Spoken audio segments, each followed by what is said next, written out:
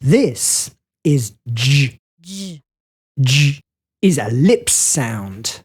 We make it by pushing our lips forward and showing our teeth. Our teeth touch together. J. And if you're making it right, you might feel a jolt of electricity behind your teeth.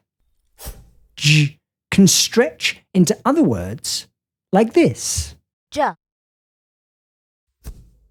Ja. Jo.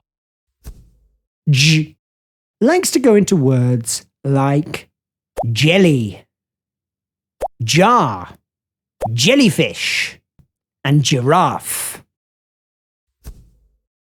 J's favourite letter is letter J, but sometimes it likes to go into letter G too.